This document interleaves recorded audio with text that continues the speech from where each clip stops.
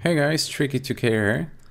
I should have brought you this video earlier, preferably while the beta was in its early stage for the second, or actually preferably on the first, but for numerous reason that didn't happen. So I'm bringing this video now, and hopefully this could help you out a bit once you actually get to play the game. Now the purpose of this video is to basically do beginner's guide to the crew, how you navigate around the world and how to use the phone or whatever you want to call it with hotkeys and whatnot. I will go through them and try to explain how to use them, what they're good for, and so that once you get hang of the game, or once you get the game, you will know a little bit more of what to do and how to use all the features that are available to you. Like briefly go over them. I might miss something, but I'll try to make it as good as possible. So you open up your phone, and this is what you'll see. You'll see numerous of icons. It will start with the crew roster. From this one, you can access your crew roster, and then here you'll find your friends, people that are online in your session. These are without any green outlining, so your friends will have a green outline. Those are the people that you have added. And those are gray out are people that are currently offline. So you can see this Senior Hadoken is a random player online. And you can see actually what you do, and there's a lot of icon beneath their name if they're online. So you can see this one is doing a challenge, and these guys are offline. This is also where you need to access if you want to be a part of a crew or leave a crew, or likewise. Don't really know why the some of them have a red cross. I'm assuming that's because they're offline. So yeah, just access like this, and you can invite someone to a crew if you want them to be a part of a crew. Now bear in mind, you can't actually invite anyone else. If they are already part of a crew, you will just get auto denied. So that just might come back. And also go to yourself and access it by pressing the right stick if you have a gamepad like me, and there will be an option for leave the crew if you want to be a part of another crew. So yeah, let's the map, which is, well, we access the whole map. This is recorded afterwards, by the way, so I'm trying to look at the video. Meanwhile, I forgot to turn on my mic while I did this video, so it's a little bit horrible. But you can travel anywhere in this whole world as soon as you have explored it. So if you go in here where it's like purple or something, these are not accessible. You need to travel there first, and you need to go there by car. You can select anywhere on the map to fast travel once you have explored, and it takes just a few seconds.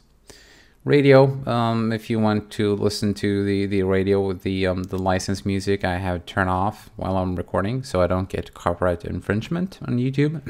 Don't want that to happen. But you can see what's available, and they will probably add more music once we get to the full game.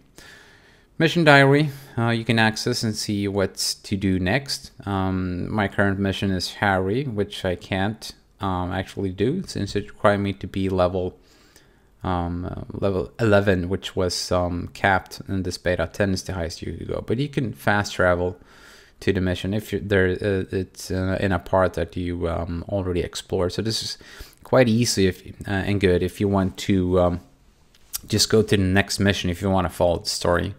And I would advise you to do so once you start up the game, to get a little bit hang of the cars and what to do and that sort of thing.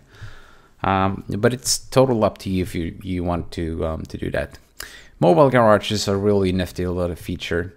It allows you to access all of your cars, and just by one click you would just like switch to whatever cars you have. So you don't have to go back to the garage, just click and there you go. Load it up, next car. It's as easy and fast as that.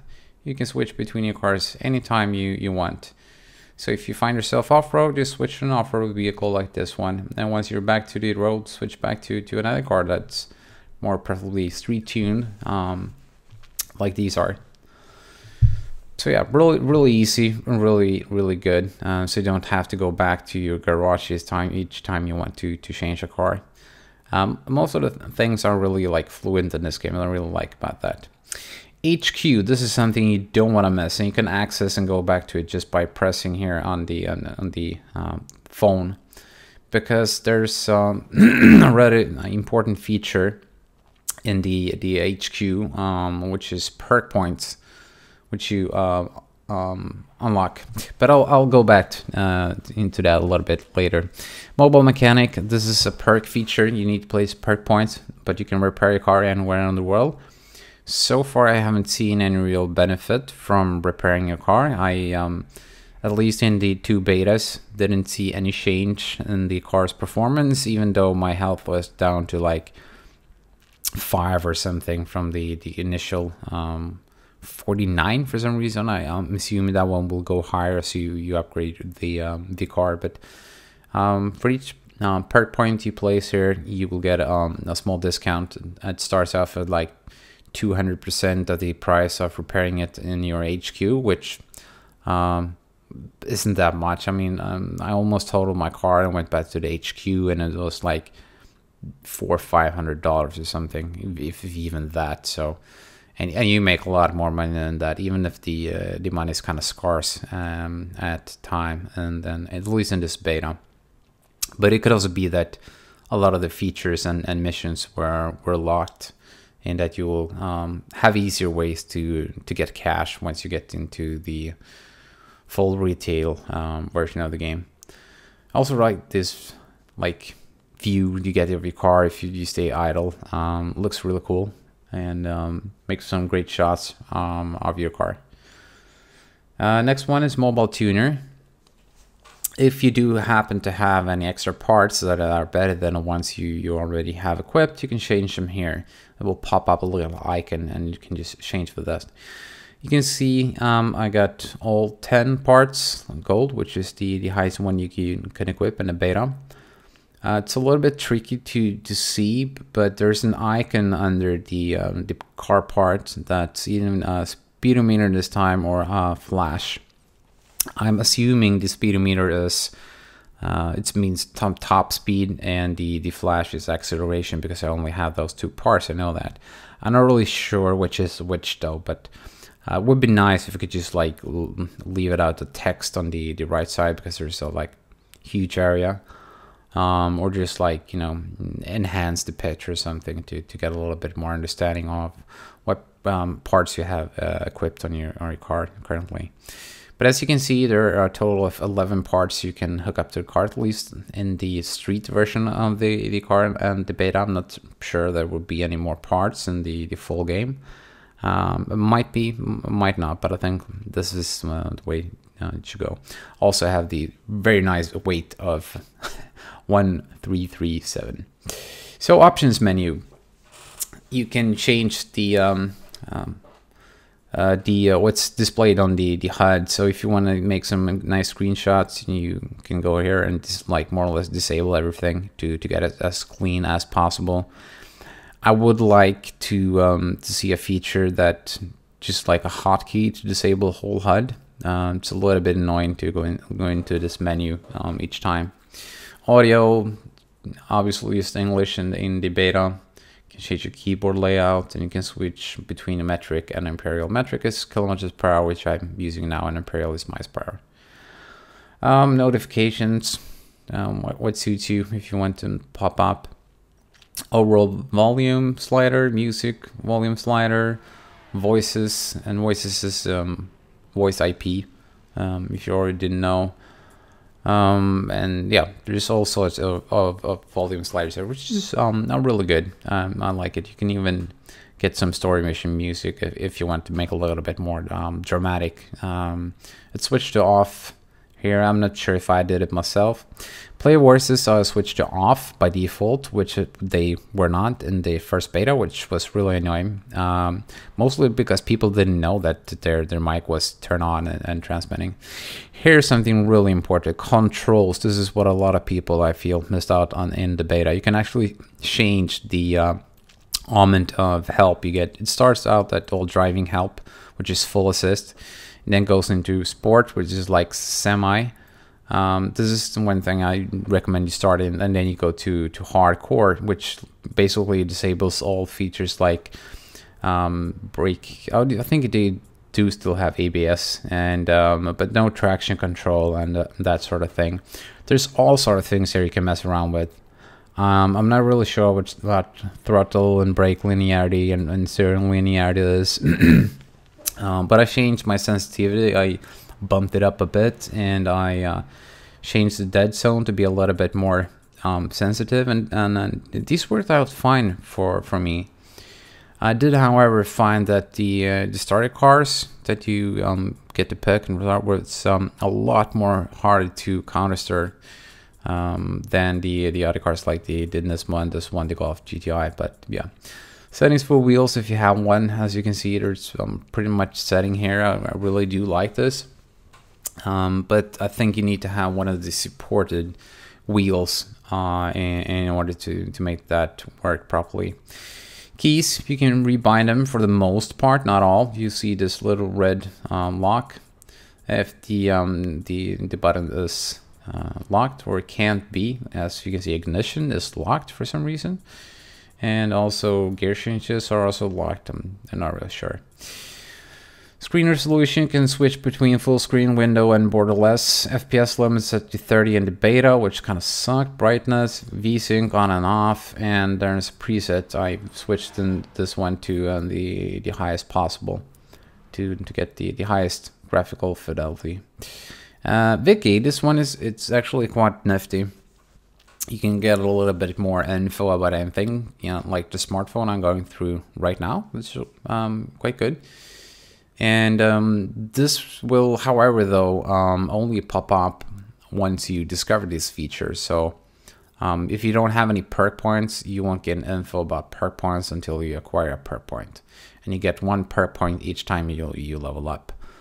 You can also choose a perk to get a chance to get like a bonus perk point each time you level up. But you can find all sort of info in here about things like how the economy works, and well, yeah, basically it's a wiki. You know how a wiki works. Nothing like too fancy. For now, if you go into the economy, you can see that there are bucks, which is what you earn in the game, in-game cash, and then there's crew credits, which apparently is something you can buy from the store. Pre-ordering the game, limited edition or golden edition, gives you 10,000 crew credits, which can be used to purchase anything. This is says. I really do hope that they want to be too heavy on the microtransaction, so that everything is available for in-game cash, but give the people the option to, if they want to, if they don't have time to farm.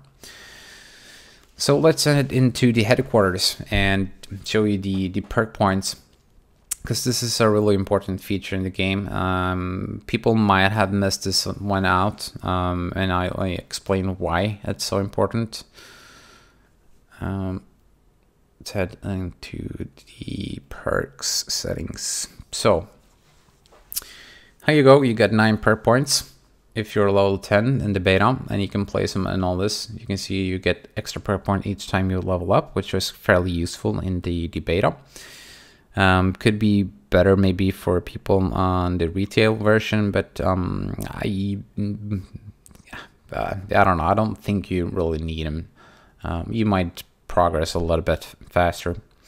You can also respec your perk points at any time you want. Word on the street, this one is really good when you're purchasing visual customization, because it will give you a discount, and you can go up all the way to 10, which is 30%, and you can also increase your car's braking. Omar has one to increase your car's handling and that sort of thing. This will also increase the overall. You can see in the top corner. This one is the most important. Once you access Omar, be sure to place all your perk points here once you are about to acquire a new car. You can see why at the point I'm guessing this one is a feature that everyone will use in the final game if it still works like it does in the beta. But for 9 perk points, you will get 27% off a new car. Now, if the car costs you like 20,000, that's not a huge deal of money. But if the car, like the Eleanor, which I purchased, costs you almost 300,000, that's a huge deal. You can also use the missionary to gain more cash and XP from missions. If you want to level up quickly, this is obviously where you need to place at least 5 perk points. And then you can increase the payout from co-op missions, factions as well, which were not available in the beta. But faction is basically team-based challenges like races and so.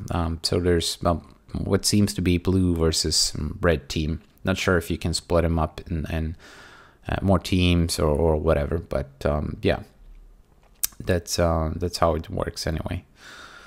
Mobile mechanic, which I talked about earlier, the top feature from Omar. You can get a little bit of discount if you want to repair your car and fly, but then again, I don't really know. Yeah, reset perk points full. It costs you $100 for each perk point, which is very cheap. So just change your perk points to maximize the payout for the missions. And once you done that, just respec for the car purchase, and then respec for the dealership to get visual customization and that sort of thing. So these are the challenges. I use mostly the level 10 ones to maximum upgrade my car. There are tons of these challenges available, but as you can see, I haven't done much of them. I did a few in the first beta, but I couldn't be bothered to do the other ones because you get a crappier part. These as you can see would increase my car, but I need to be level 17. I need to be level 11, etc., in order. So I can still do these challenges here, because you can see it requires you to be on level 10 to do it, but level 11 to equip it to your car. So I still get the experience if that was possible, and I will always get the cash. So this is the mission which you couldn't access. You need to progress more in the game, so that will be the next part of the story mission and in the game really. Junior PvP lobby. There's 2 PvP lobbies, one here in East Coast and one in Detroit. This one is focused on dirt. Found this one really fun because the tracks were a whole lot better in my point of view than the one that you got to choose from the PvP lobby in the Detroit. Both of them featured, I think, 4 maps. Detroit had 3 street and 1 dirt, and this one is the opposite. Car dealer, there's a car dealer in each city. So you have one in Detroit as well as the street tuner. There's your HQ. There's where you purchase the starter pack for your car to get the basic stuff like nitrous and that sort of thing. And this is also where you head to customize your car visually. PvP lobby Midwest, as I said, you could engage and play with other people, up to 7 other people, and 4 different races. So yeah, that about covers the basics that you probably need to know to get around. I hope you found this video useful and that you can learn something by it, so that you feel a little bit more prepared once you get your hands on the game. This could also be very useful for those that will get lucky to get into the closed beta for the consoles, which is going to happen late September. So in about I would guess 3 weeks or so. Could be 4 weeks as well. They said late September, so we'll see about that. Could be in 4 weeks from now anyway. So yeah, this is the basic guide, and stay tuned. I will bring you a few more videos, and I will also give you my second review of the beta, what I thought about it, and what we can expect and hope to expect and whatnot. So yeah, Leave a like if you like it, leave a thumbs down if you didn't like it, and I would be glad if you left a comment to if there's anything you want to know and comment on in this video. All right, see you next time, guys. Bye.